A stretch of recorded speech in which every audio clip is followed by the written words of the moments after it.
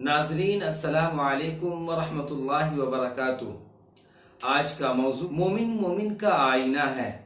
अन अनस रज़ियल्लाहु अन्हु क़ाल क़ाल रसूलुल्लाह सल्लल्लाहु अलैहि वसल्लम अल मुमिनु मिरातुल मुमिन।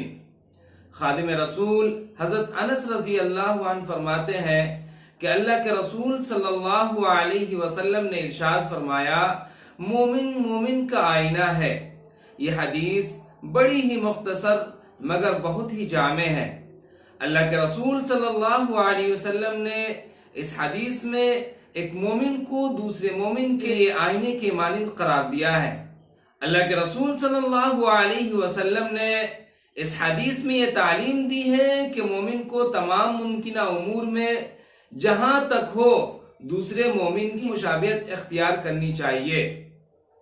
इस हदीस को समझने के लिए जरूरी है कि हम आईने की सिफातों खुसूसियात का पता लगाएं और उन्हें अपने अंदर पैदा करने की कोशिश करें। चुनांचे जब हम आईने की खुसूसियात का जायजा लेते हैं तो कई उमूर हमारे सामने आते हैं। नंबर एक शख्स जब आईने के सामने खड़ा होता है और अपने चेहरे पर कोई गंदगी देखता है तो ये बिल्कुल गवारा नहीं करता कि उसको यूं ही बाकी रहने दे, बल्कि वो फौरन उसको धोता है और धोकर उसको साफ करता है। एक मोमिन को भी चाहिए कि जब वो किसी दूसरे मोमिन को देखे और उसके अंदर कोई कमी देखे तो फौरन उसको अपनी कमी समझकर उसको दूर करने की कोशिश करे। नंबर 2, आईने के सामने एक फकीर खड़ा हो या बादशाह वक्त, वो किसी से नहीं डरता और बेखौफ होकर हकीकत का इजहार करता है। एक मोमिन को भी चाहिए कि वो किसी के सामने जब खड़ा हो तो किसी की बुराई या बड़ाई बयान करने में वो उससे मरगूब ना हो, बल्कि बेबाकी के साथ उसकी सारी चीजों को बयान करे। नंबर 3, आईना मुंह की बात मुंह पर कहता है, दिल में कुछ नहीं रखता।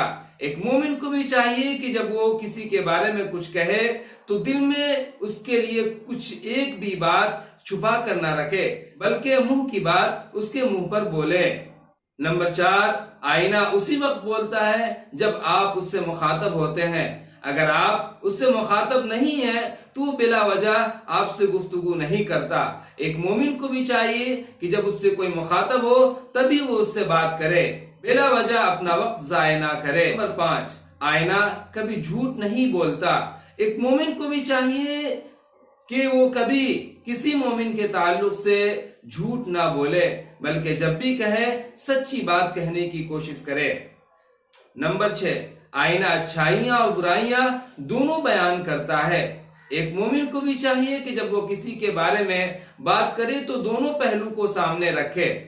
नंबर 7, आईना हर चीज को उसकी असल मिकदार और कैफियत में पेश करता है, बढ़ाकर या कमी करके बिल्कुल नहीं पेश करता। मसलन आप आईने के सामने हैं, आपके चेहरे पर 2 दाग है तो आईना सिर्फ और सिर्फ 2 दाग को ही बयान करेगा, वो कमी या ज्यादती करके पेश नहीं करेगा। ये थी आईने की चंद खुसूसियात।